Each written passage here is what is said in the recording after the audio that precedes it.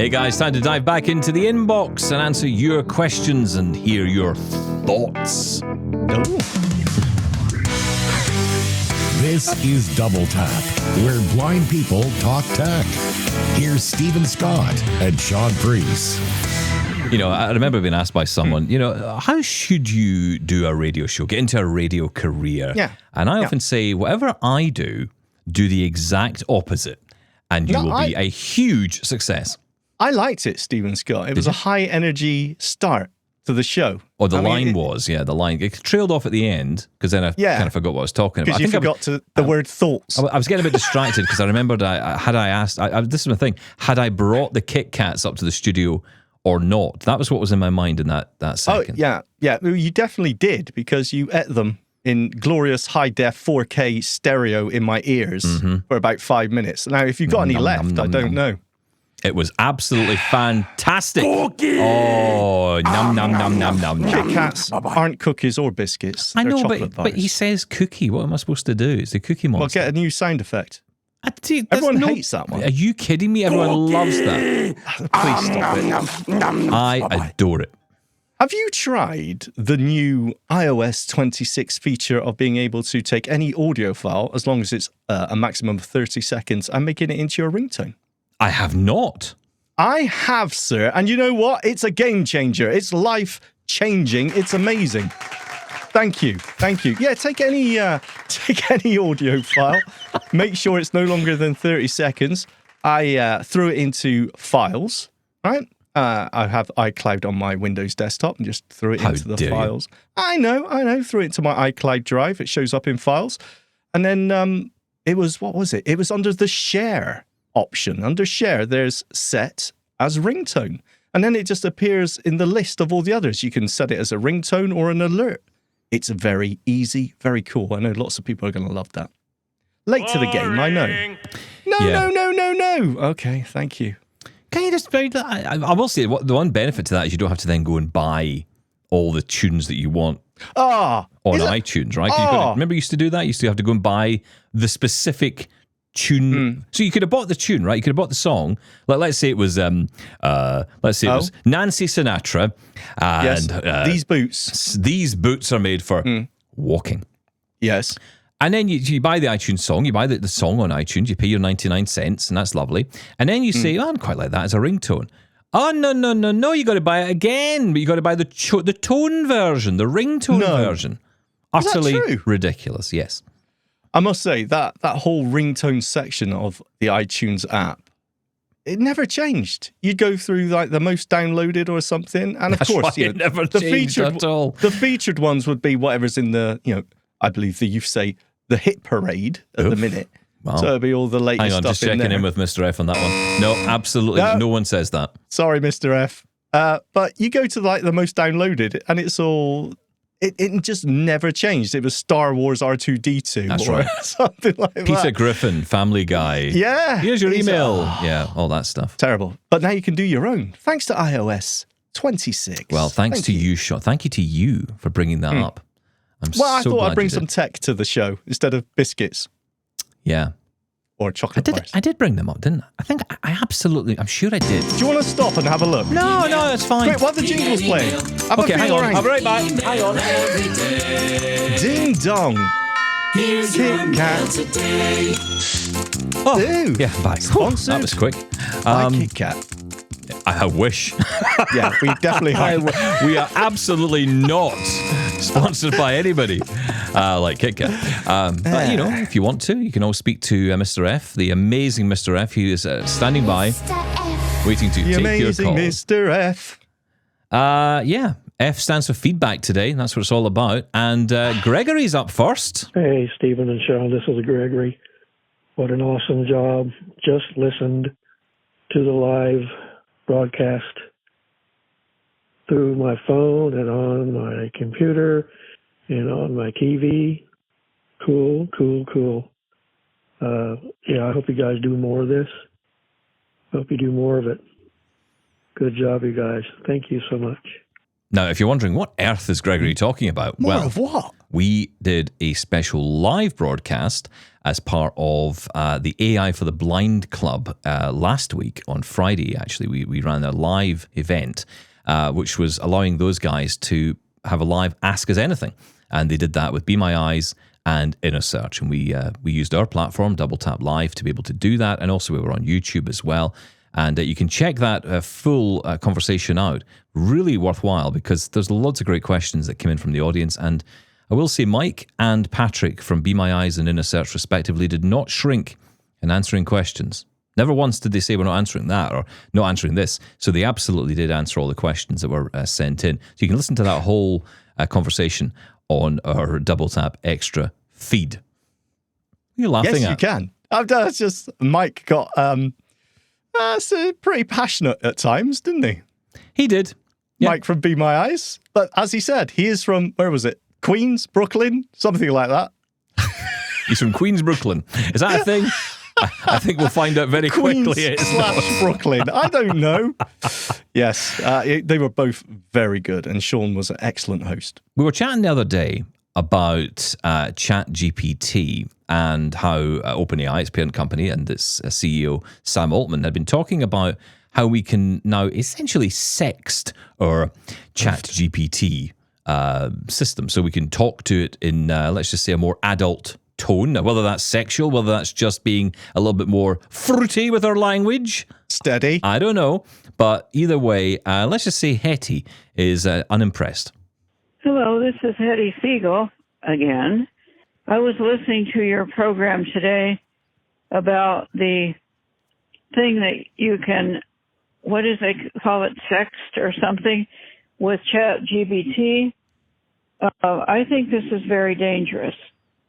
I heard a congressional hearing last week about a program, an AI program. It was called Character something or other. I wish I had it in front of me. Something Character AI or something of that sort. And it was teaching people bad thoughts and bad behaviors. It actually led two boys actually, into suicide, and almost a third. And these mothers and fathers are trying to, get some of this stuff banned or put the brakes on some of this stuff. And even though these people will be adults, supposedly, that will be doing this, number one, it's not a real person. It was kind of like a few years ago, I was thinking of getting a robotic cat because I don't want to deal with sorry about this, but the poop detail, picking up, and I don't like plastics, and I have to use all these bags and plastic containers to clean it. I just said, no, I'm not going to do that. And I wanted to get a robotic cat. And then I thought, well, that's kind of childish, kind of frivolous, because it's not a real cat. I'm not rescuing anything. It's just a toy, basically, and I'm 71 years old. What do I need toys for? I think it's unproductive, unfulfilling. I mean, you could say, for instance, I want to blow in your ear, but where's the ear? Where's the real ear to blow in? Or kiss or whatever, It's just kind of dumb to me. Plus, it's dangerous. I do believe that technology is dividing us. I stay away from social media. I do not like it. I do not want it. Because I would rather be around real people.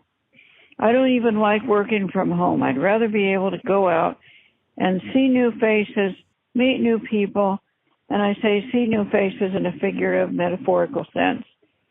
So I really think this is a bad thing. So I just wanted to weigh in on that. Maybe I should start calling myself Negative Hetty, like Negative Julian talks about. But I hope you guys are having a good day, and I'll keep my ears open for the extra. And I always enjoy your show. Both of us do, my husband and I. So have a great week, and thank you again. Bye. Thanks, Hetty. Appreciate that. I'm glad you and your husband are enjoying the show. And I hope you enjoyed the extra, because we were talking with Robin Christofferson about AI companionship, or AI for companionship, actually, which was a very interesting conversation. I think you'll get a lot out of that. I know we've had a lot of emails in already talking about that, so we'll hear those very, very soon. No, again, just it stirs up a lot of emotions for a lot of people. Some people are absolutely for this. I've had emails in saying quite the contrary to what Hetty is saying. I think I'm trying to be neutral on this one, because, and I think the reason I'm trying to be neutral is because I fear that people are going to use AI for this anyway. Now, that's not to say, well, therefore we should build the world for it, but then equally, why not? Again, it has to be controlled. It needs to be age verified. It just has to be. I just think, it's very easy to kind of think, oh, goodness, maybe you and I wouldn't do that, Shaun. We wouldn't use it for that purpose. But people might. People will. And, I think this is, for people who are out there who struggle on their own, who cannot get closeness with other people. This is the thing. I think we often think about it in the terms of perhaps our own lives and our own existence, where we think, well, I do have friends and I do have people I can go to, and I have a happy relationship or a marriage or whatever it might be. A lot of people don't have that. They've got nothing and may want nothing. And so therefore this is the closest they can get to what they are looking for. I mean, not being funny, but you said there, Hetty, you wanted a robotic cat because you didn't want to look after the poop. I get that, 100%. And I think sometimes there's people who want a relationship, but they really don't want all the emotions that come with the relationship. They want the good stuff, not the bad stuff. They don't want to have an argument. They don't want to fight with someone. They just want to be happy and content with someone or something. If AI provides that, what's the harm? What you're talking about there is companionship. What Hetty, it all comes down to companionship. I believe it's Hetty. No. When we're talking about what the ChatGPT was moving into, and Hetty is absolutely right, sexting. We're not just talking companionship here. We're forming, if you want to call it romantic connections, it's up to you, whatever. I think we can be blunt about it. We're talking about sex. We're not talking about romance. We're not talking about some kind of Julia Roberts and Hugh Grant movie here. Well, it's more 50 Shades of Grey, I think. Oh, I don't know. I've never listened to it. Can I just say I haven't either, but my wife has. No, my wife has, and I came into the room one day. She was watching it, and all I heard was her saying, "Get out of the room now." I was like, "Okay, fine, bye bye." Oh, leave you to it. I don't know what is going on in there, but just left her to it. All right, sharing a little bit too much there, Stephen Scott. You enjoyed the film? What can I tell you? The film, not the audiobook. No, the film. Oh, yeah. Okay, sorry. I didn't know there was a film. I'd never seen it. Look, what are we getting onto? Anyway, yes, I think we covered this anyway. I think it has. I don't think there's any benefits to promoting that. I don't think it can lead to anything other than disappointment and sort of unfulfillment, to be honest. There's other avenues. I'm sure there's plenty of people who are divorced that might say the same thing about human relationships. So I don't know if you could say it's all AI that's going to lead to disappointment. I mean, well, human relationships are, look, human. It's human. That's the key word here. AI, you're talking to a machine. I just don't know what it can be. I was saying, I saw a program, what Sarah told me about the other few days ago, last week, talking about Replica, which is the app that gives you an AI girlfriend, basically. Oh, I've heard of this, yes. And there was a guy on there who was in love with his replica girlfriend. And I'm sorry, that is just... But this is a generational thing, isn't it? This has got to be a generational thing. Because, look, 100% with you, there's always been this sort of unhealthy forming of relationships. If someone tells me they're marrying the Golden Gate Bridge, right, I think, okay, good for you. That's nice. Yeah, that's strange. Yeah. I don't know where you're going to honeymoon. I imagine it's probably going to be San Francisco. And that's fine. If that's what you believe and that's what you want to go with and you're not harming anyone else in the process, then I think, okay, fine. I mean, who am I to judge?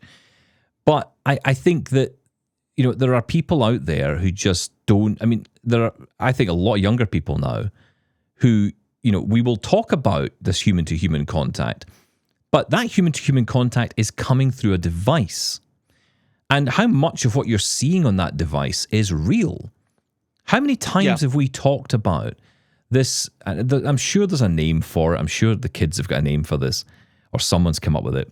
I don't know what it would be. But ultimately, when you're watching something on Instagram or you're watching something on Facebook and you see the family across the road who've got everything, it's all wonderful and beautiful and everyone's always dressed really nice and the makeup's always done and, the car's always clean and they've got a Porsche in the driveway and it's all very beautiful.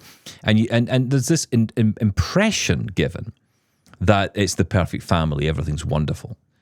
And I know, and most people would know, I'd like to think, that that's not reality. They have their problems. They may well be a happy family, but they've got their problems like everyone else. They've got their challenges. You're never going to see that on these platforms. They're never going to show you the day that the kid will, go up the stairs and slam the door shut and play the music at 100 decibels because they're not happy with you. You're not going to see that side of it. But it creates an impression. So, you're sitting there on a device, looking at a device.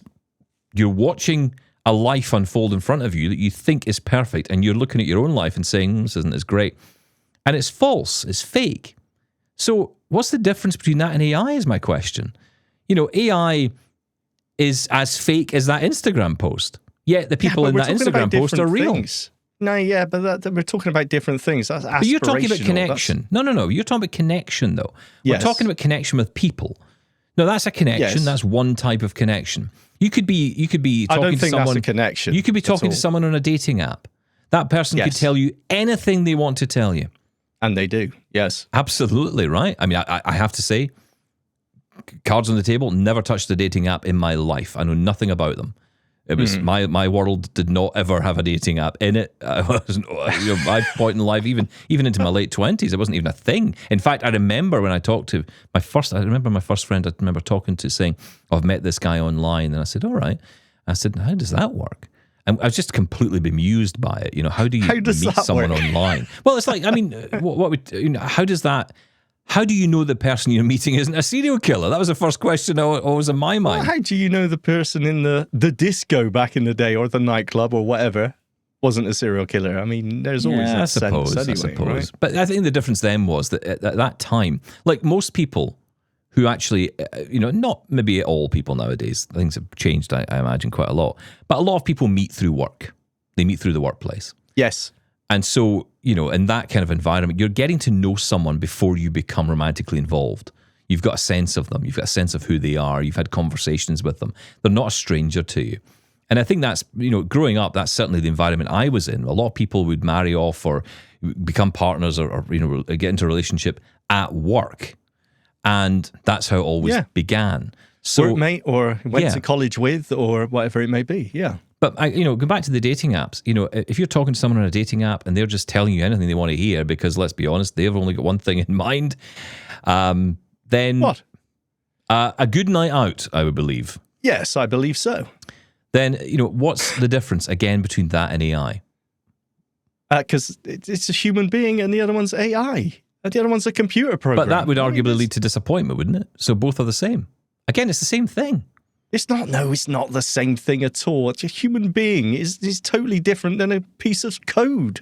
Of course it's completely different. The difference with the piece of code is the piece of code is designed to make you happy.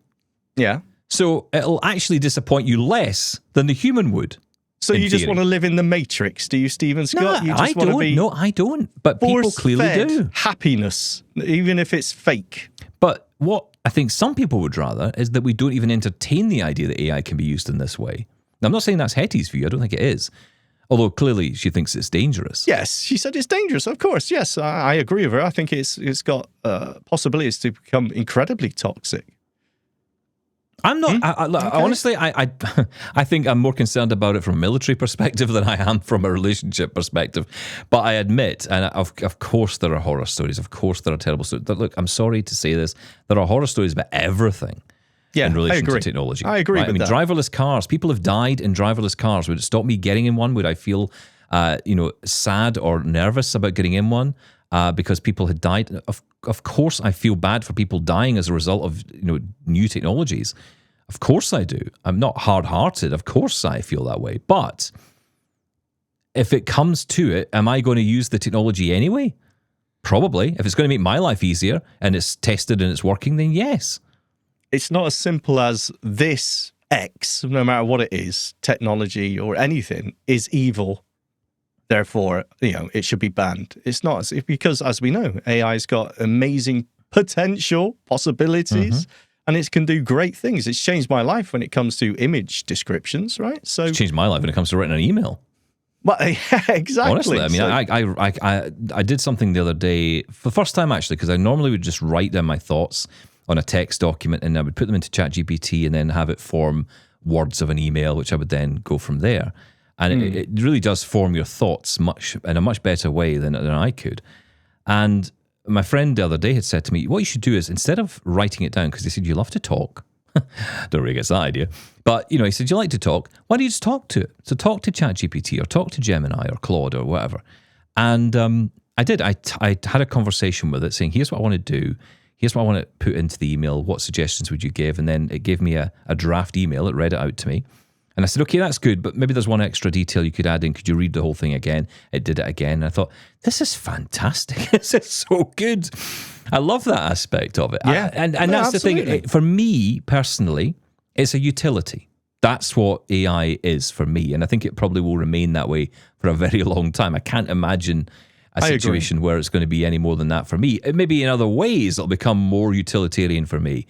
But well, what about social media? Hetty mentioned social media there, right? She doesn't use it, and and absolutely, there's some horrific things on there, some terrible consequences, and some impacts on a huge demographic of people, which are demonstrably bad and negative. all human. Well, yes, yeah, that's changing. But yeah, all human, right? Yeah, the content might not be, but it's still created by humans. I mean, at least the ideas are coming from humans. I agree. And I'm thinking of things like the whole alpha male movement, right? Absolutely toxic sort of opinions and that. Yeah, of course, terrible. But on the other side of that, on the flip side, there's communities that have grown out of social media that have been hugely beneficial, especially in our world. So, I mean, nothing is good or bad or black or white. I agree. I mean, it's tricky. I mean, it is tricky. When it comes to social media, especially today, because we're in such a polarized world where we're so divided, I don't go quite so far to say you can't see anything anymore. I hear those people who say that. You can't say anything anymore. That often says to me, what are you saying that you can't, you feel you can't say? Because it feels to me that everyone's saying what they want to say. I think the biggest issue now is that we're not seeing any repercussions to that. Free speech is important. I'm a huge supporter of free speech, but not without consequence. And this is where I think the social media networks are to blame, because they are to blame for this. They are to blame for the discourse. It's not down. You can blame the people, and I do blame the people for what they say. Of course I do. But no one is accountable. No one's being held accountable for anything they say. So, that's why we've ended up in this situation. The social networks are saying, well, it's nothing to do with us. We just provide the platform. And I agree with that. There's a huge amount of passing that buck. Well, that's a pretty big buck that they're passing. Yeah. No, I mean, look, that'd be like going to CBS or ABC or NBC or CBC or whatever network you can think of, and them saying, well, we don't know, we just let these actors in and they seem to make shows and we just broadcast them. Yeah, we just give them a platform for what they want to say. We just happen to provide a channel to put it on. Well, that's not the case. And of course, there are rules. In Canada, there's the CRTC, there's the FCC in the US, there's Ofcom in the UK, and many other equivalent government agencies for media. Social media should be regulated in that way. Now, whether or not it would have enough teeth, and of course, these social networks now have got so much power. They wield so much power. And I have to say, going beyond social media, all technology companies hold and wield so much power. Way more power than I think they should. Yeah, but can you turn that around? I don't know if you can put that genie back in the box. I think it's too late. I mean, you just have to look at who was at the inauguration. And you have to look at who was sitting in the front row. It was all the tech bros. Yeah. And when you see that, you think, okay, so we can see where the power's coming from. We can see what the power is. And that's a dangerous thing. That's a dangerous thing. Power's always been where the money is. And of course, those politicians And not just the one, all politicians, anyone, and this is one thing we can hopefully agree on across the board, whether you're one side or the other. Ultimately, all politicians, when they're getting favourable coverage, they're all for it. They're not for regulation of these things at all. They're quite happy because they're winning out of it. So when they're not winning, they're not so keen on it. It's funny how that works. Yeah. I've been watching a lot. I've been watching so much of The West Wing the past couple of weeks. I knew you were going to bring The West Wing into it. When you watch that series, I don't know how many years ago, probably 20 years ago now that ended, maybe longer, just over 20 years. It is so relevant today, scarily relevant today, the things they talk about.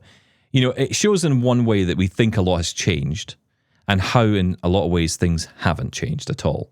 It's just that I think the voices have got a lot louder. And I would say it's definitely, things are definitely not going in a great way, but I don't know.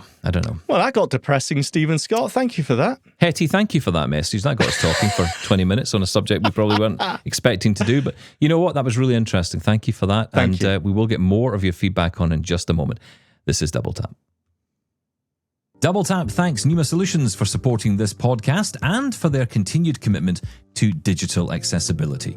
Pneuma Solutions is behind some of the most powerful accessibility tools out there, all designed by blind developers who understand the real-world challenges of inaccessible tech.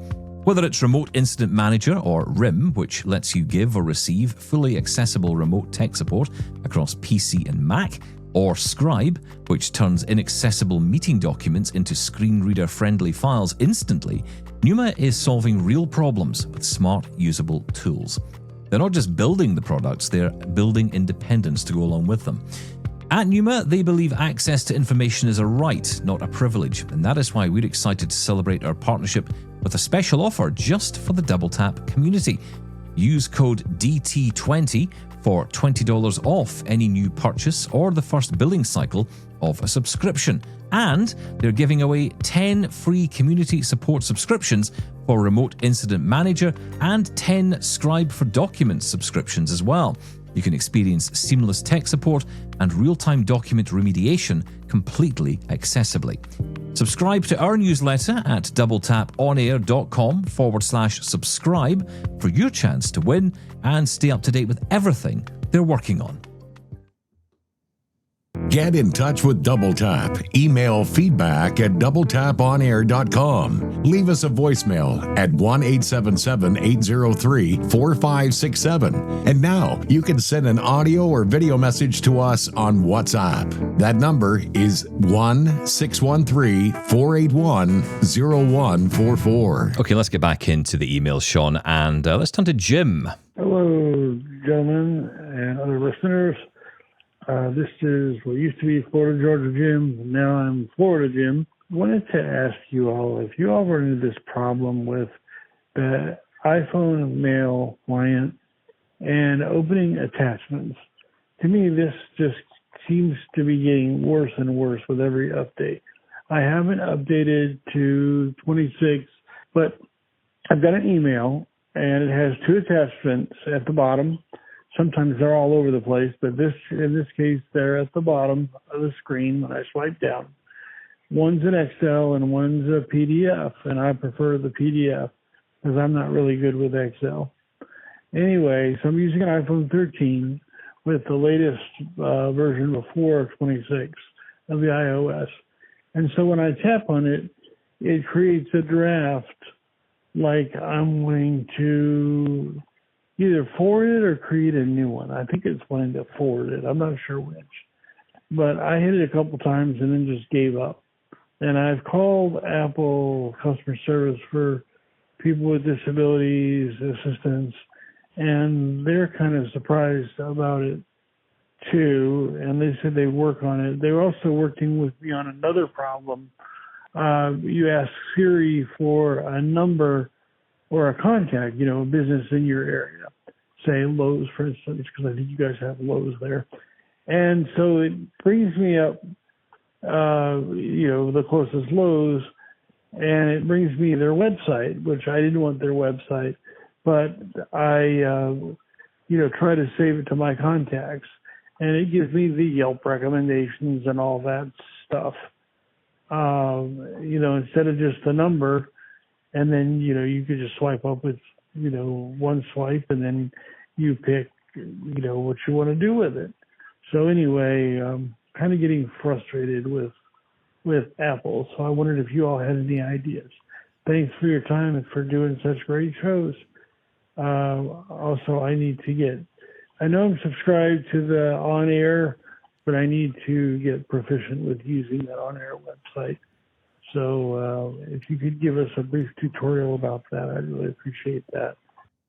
Yeah, Jim, do you know that's not a bad idea? We'll do that for one of the extras one week. How about that? That would be a really good idea to walk you through the website.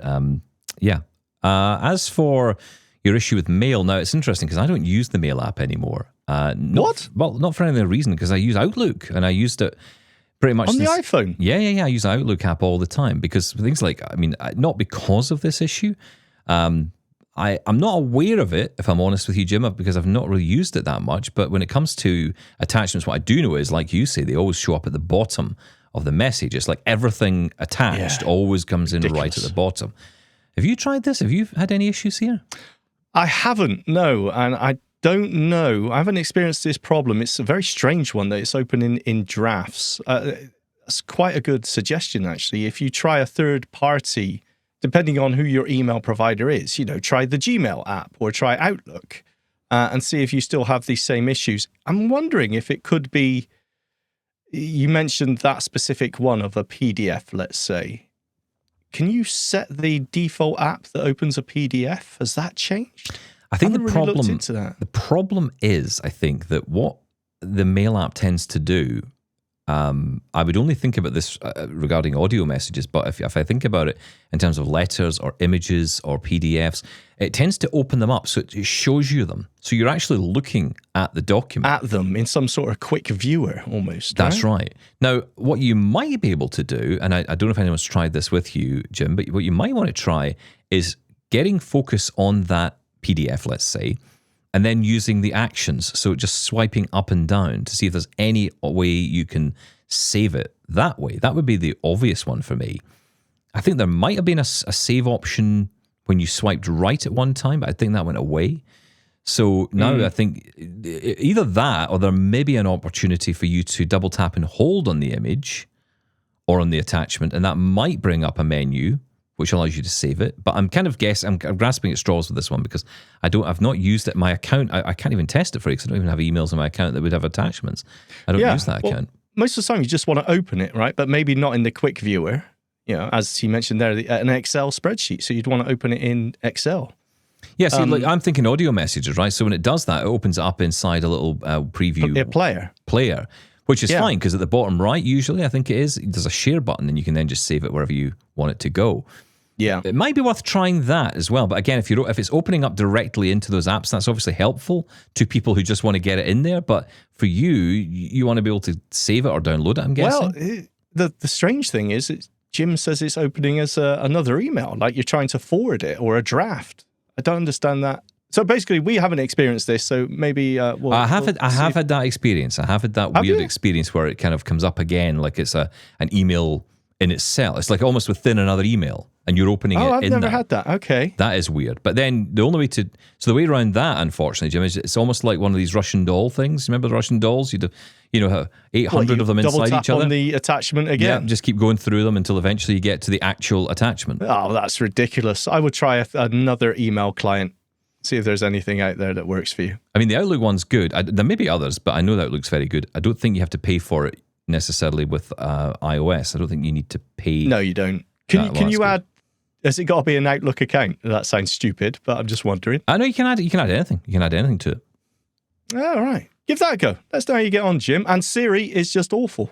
There you go. I can answer that one. We can absolutely agree on that. I've done that so many times. You say, what's the phone number to? And it'll give you all the other details. And then I'll say, okay, call them. And who do you want to call? Yeah, I can't stand it. It's just absolutely ridiculous. So, that's just terrible Siri. Hopefully it'll get better. So, at some point we'll get Carrie Morales on because I know she's got some views on the new second generation of the Ray-Ban Metas. She has mixed opinions now, I think, since getting them. Not necessarily bad opinions about it, but just she has mixed views on it. So we're going to get her on to talk about that. But I'll be honest, first off, I'll tell you that I think the battery life is I mean, clearly much better. I'm getting through days now with it. On second day, I don't have to charge it again. And bear in mind, I'm not wearing it 24 hours a day, but I can get through those days. And, the battery still has life in it. It would never have done that before, which is wonderful. And the other thing that's interesting is it has not once lost a call yet. So if I try to call someone, it automatically will call and doesn't lose the connection with the glasses. That's interesting. Okay, well, that's good.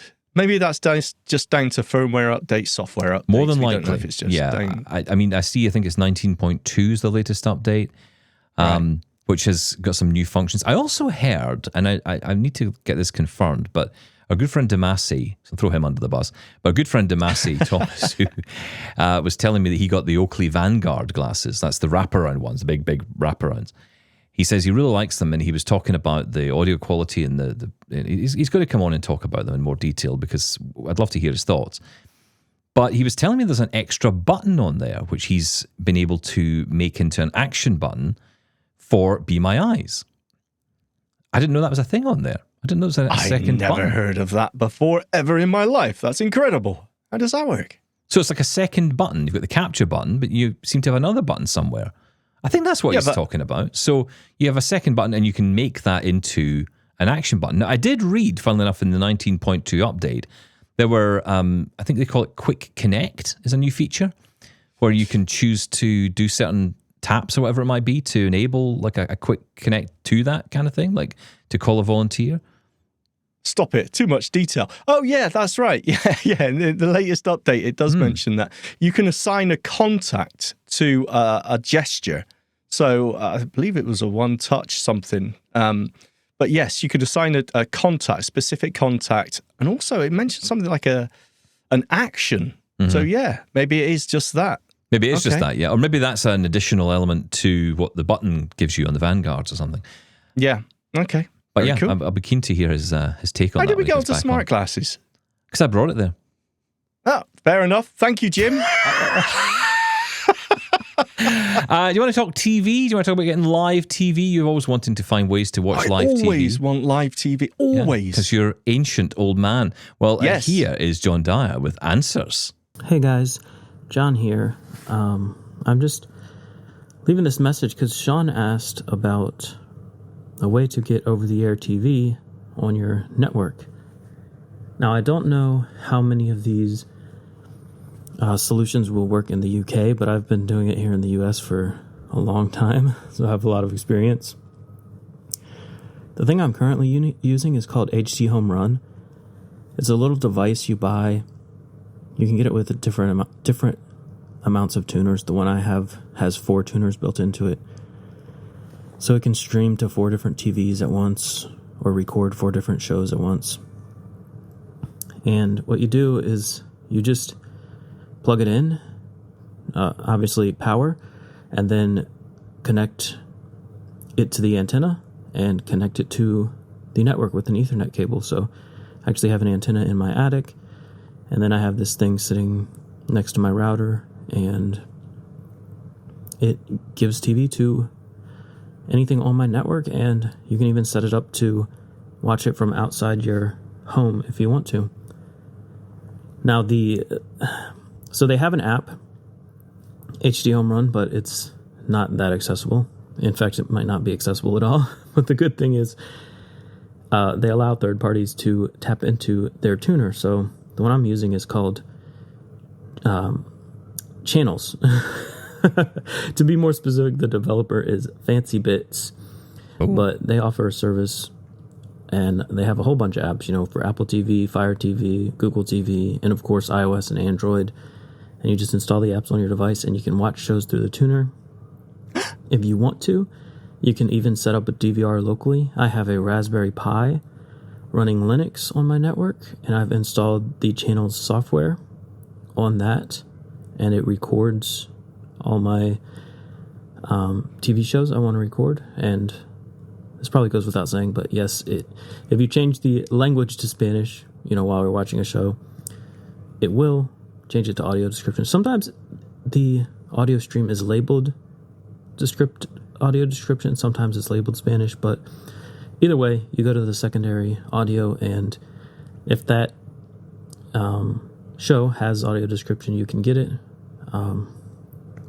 And it records, so if you have it set to record, it will record both. So you don't have to worry about which channel is being recorded, which audio stream is being recorded. So that's my current solution. If you're a Plex user, that also can tie into HD Home Run. You might need a Plex Pass for it, but you can use it with Plex software as well. A couple of other solutions that I've tried in the past. Something called Tableau. It's more of a just set it up and use it type thing if you're not as into the DIY type stuff. And then I don't think this is a thing anymore, but Amazon used to have something called the Recast, but that only worked with Fire TV devices. But you could just connect that to your network, get over-the-air TV, and watch it on any of your Fire TV devices or through the Amazon Fire app. But anyway, those are just a couple of solutions I've tried in the past, and whenever we figure out ATSC 3.0 over here in the US, I'll upgrade my tuner, but I'm not in a rush to do that. I'm still using the old-fashioned 1.0 at the moment. Oh, you don't want to be on that. You want to be on the 3.0, don't you? I mean, this is you've got to be on the minimum 2.0. XSC. I'm all for that, the ATR. Exactly, with your blueberry pies. Can I just ask, why is it that, is this a thing that blind people in America can only get audio description in Spanish? Or if you're watching Spanish language TV, what on earth is that about? Well, back in the day over here, I remember the remotes used to have Audio B as a button, and that used to toggle between the alternative audio stream, and that was never audio description back in the day. It was, I don't know, either Welsh or just nothing. So Welsh or nothing. Yeah, I'm assuming it's the same thing. It's just, it's the alternative audio track, which is for some reason labeled as Spanish. Thank you so much there, John. Okay. So many options. I fear none of these are going to be available where I am, but I'm sure lots of people will get some useful information from that. HD Home Run sounds cool. That does sound very cool, actually. Yeah, I mean, it kind of takes me sick of TV aerials in my house. They're all over the place, and it's just awful. It just seems so old-fashioned. I just want to stream it, baby. But isn't it weird how difficult it is to be able to? I mean, John there has Raspberry Pi computers. He's got certain apps. He's got to make sure he's set the language to Spanish. I mean, it's just so confusing. Why is it so hard for a blind person to watch television? Do people really not think we watch TV? Wait, no. I think we know the answer to that. It is yes. They absolutely think we don't watch television. So why on earth would it make it easy for someone to do that? I am going to check to see if it is available here in the UK, but I'm pretty sure it's not.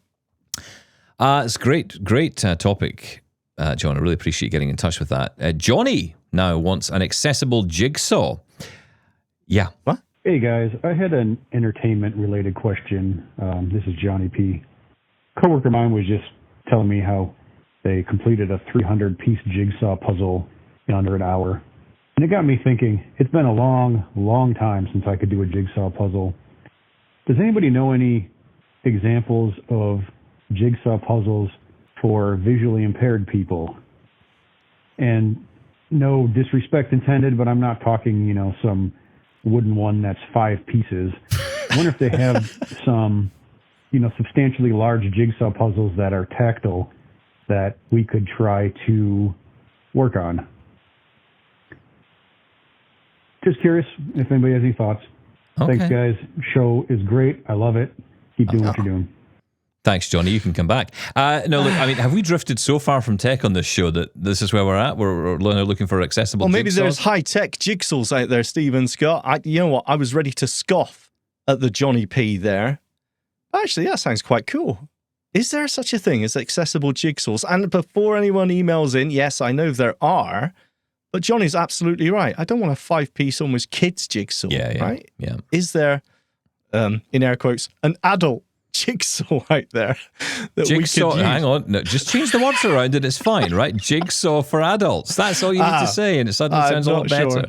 Okay. Actually, does it? Not really. Yeah, probably not.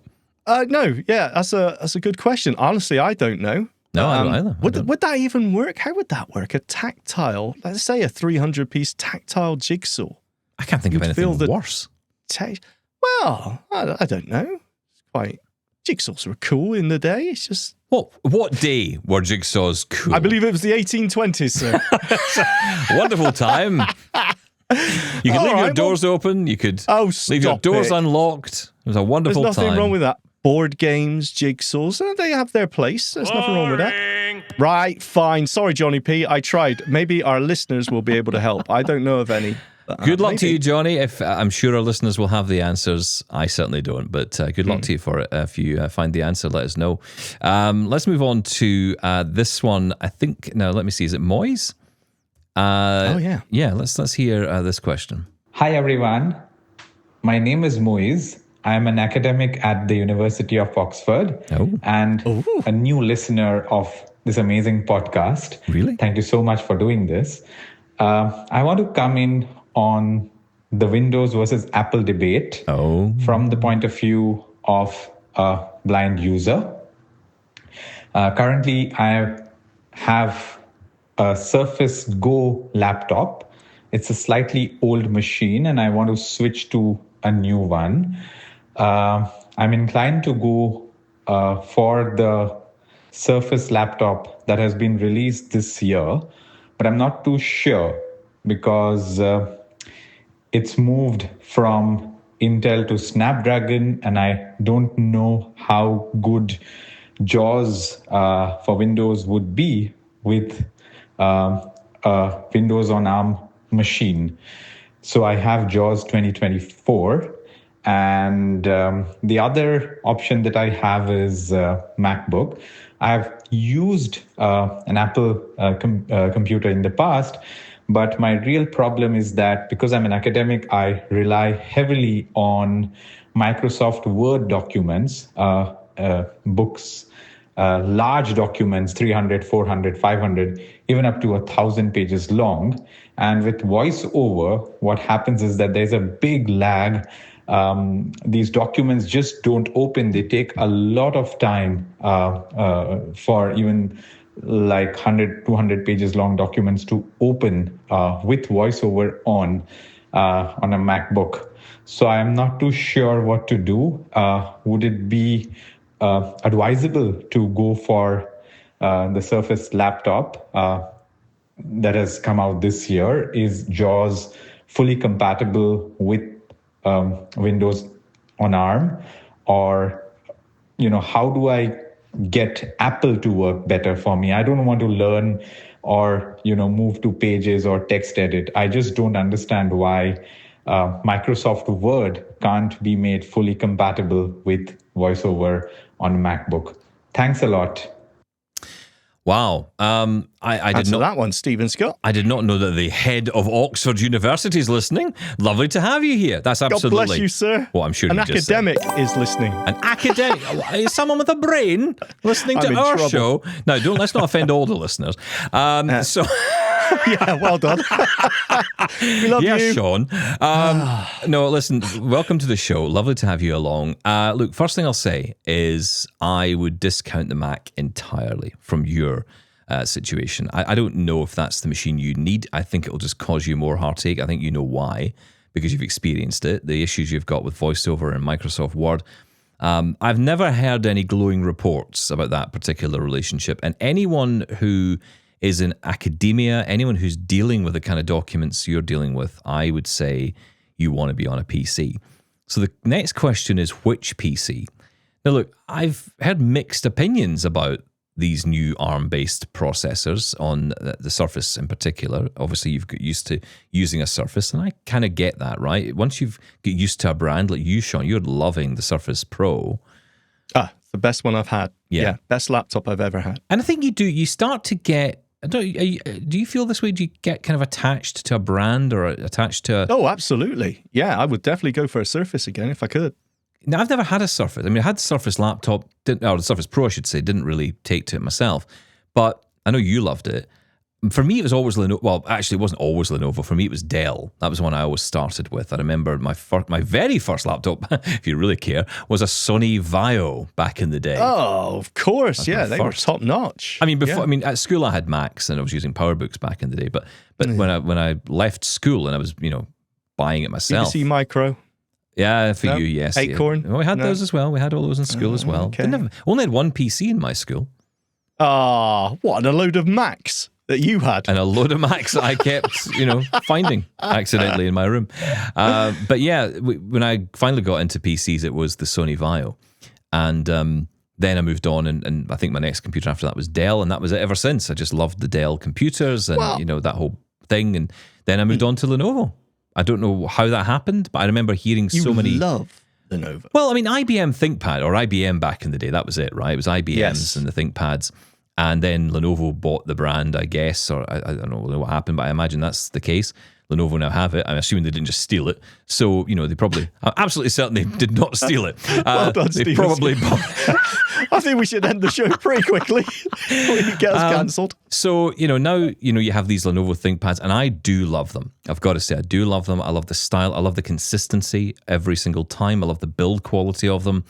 All right. They're really nice. Just marry it. Well, look, that's not the point. No, I know. The point is about ARM versus Intel or AMD. Yes. And that's kind of what I'm getting to, because the Surface has kind of gone that way now, where you can only get this ARM version. Now, it's not to say that JAWS, you're asking specifically about JAWS. JAWS works fine on ARM, and they have a version for it. So they've built for it. It's working fine. I think you might find some issues with other compatibilities, perhaps other software or hardware you've used. I've certainly noticed that in the past. I know our good friend Greg Hayes immediately will be yelling at his, however he's listening to it, because he's got, I think, a Dell Inspire on, and he's loving it and having no issues with the ARM processor on his. It just depends what you're using on it. If you want to be safe, if you want to be sure, I would go for something else. And my recommendation would be a Lenovo ThinkPad, because I think you're going to get solid quality. You're going to get either an AMD or an Intel laptop that's going to do you really well. I would more recently have gone AMD. I'm looking at them at the moment thinking, okay, if I was going down the PC laptop route now, where would I go? It would be Lenovo, it would be a ThinkPad, and it would be AMD. Because I don't want to use my laptop as an egg cooker. I want to use it as a laptop. So I don't want a laptop that will burst into flames as soon as I, begin doing something with it. So I'd much rather have an AMD. So that's where I land on it, because I think for all your needs, that would cover all of them. Yeah, I tend to agree. There's nothing wrong with Snapdragon and JAWS. They will work fine, especially in your case. I don't think you'll have any issues, but I still say you're limiting yourself. For example, there's no ARM version of Dolphin Screen Reader. So you're limiting yourself for no reason, because the price difference isn't huge. So I would say at this point, still go with the, x86 based processors, be that Intel or AMD. So yeah, I agree. And you can get the new Surface Pros with Intel chipsets, but only if you're a business customer. Oh, right. Is that the case? Right. Yeah, they did do a little bit of a turnaround there. So it's not only Snapdragon, but if you're a consumer like us, then only Snapdragon. Honestly, for me, I just can't recommend it because I've never used one. I've never tried these. I mean, the closest I've got is using on a Mac, using Windows on an M-based Mac, which is, I guess, the same. But it's always hard to know because the hardware is different. Are you going to get that same experience with the hardware using a Snapdragon chip? It's all about the RAM emulation. Yeah. And there's always going to be that software that isn't going to work properly or even at all. And now, hardware when you connect in is the other issue as well. That's been the other issue with that. Well, I get that a lot from people saying, well, look, I do want the Windows experience, but I kind of want the Mac thing as well. So should I just do a 2-in-1? And I think the answer to that question comes from, what are you going to spend more time on? If you're going to spend more time on the Windows side and you're just going to use a Mac to become a Windows machine, I think you're wasting your money. Buy a PC. Ooh, yeah, but then you get the best of both worlds if you got. Well, only if you're using them. If you're not using the other side or you don't care about the other side, then why would you bother? Yeah, true. And actually, I go to our good friend Robin who went through this. He used a Mac for years as a PC, and pretty much didn't use the Mac side of it at all. And then when he switched, did I towards the end. Yeah, and when he switched over to a PC, he said he got a much better experience. Which goes against the grain because you often, they used to make the joke, if you want the best Windows experience, put it on a Mac. But that was in the Intel days, I've got to say. That was in the Intel days. I'm not so sure. That was in the boot camp days rather than the virtual machines. You were actually running a PC on the hardware properly, like it would be on an actual PC rather than an emulated version of it. So there are differences. But no, look, that I don't think would work for you. I think the best thing for you would be, look, absolutely try it. You could probably return it. I'm sure if you got one, it'd be worth trying it out. I can't recommend it personally because I've never tried one, but I would say I can't. Certainly when it comes to JAWS, we do know that JAWS works fine. So there's no issues that I'm aware of. No one's telling me of any major issues. I haven't heard of any major showstoppers when it comes to using that. It doesn't seem to be that much of a leap in terms of Windows. Windows seems to be working well on there. And JAWS obviously with it as well. But I would probably recommend looking at some other ones. It's funny, actually, I was looking at PC laptops the other day. One came up, you were. Is it Asus ProArt PX13? Catchy title. Yeah, that one. Yeah. This has got like an AMD A9 processor and like really high-end A9 processor. I was thinking about one that I could use for video editing as well. And it's got a discrete GPU in there, meaning it's got its own graphics card. And it was decent machine, really, really decent machine. And they said that it's got an AI processor, one of these new AMD AI processors, but it's still x86. So you can run all the old applications and run all the old stuff on it whilst you're getting all the benefit of the new. So there are some, and that was on a 14-inch laptop, very small, very nice. Never tried one. Always thought Asus was, I think it was, I want to say £1,500. So that's probably on par with a Lenovo ThinkPad. Yeah, but, top end. Yeah, top end of the game. But you're getting the discrete GPU, which makes a difference. And it's more business focused than it was for the gamers. It's not full of RGB lights. Yeah. And, but that's a good point you bring up, because Snapdragon, the whole selling point of Snapdragon was it was the AI PC. That's right. But the new model of Intel and AMD are also AI, but they are the old style x86. The only reason I'm keen on these particular laptops with those chips in them is because of the battery life. It's more MacBook-like, right? Lasts all day, properly all day, unlike my Lenovo laptop that just dies after a couple of hours. Just keep it plugged in. Well, pretty much, yeah. So I can hardly take it anywhere, it's not that much fun. Although, how far are we from a charger these days? I've got to keep my consistency with my arguments when I talk about iPhones. Anyway, we're out of here. Bye-bye. Catch you tomorrow. Thank you. For a Halloween special. Ooh. Scary times. Send in your tech horror stories.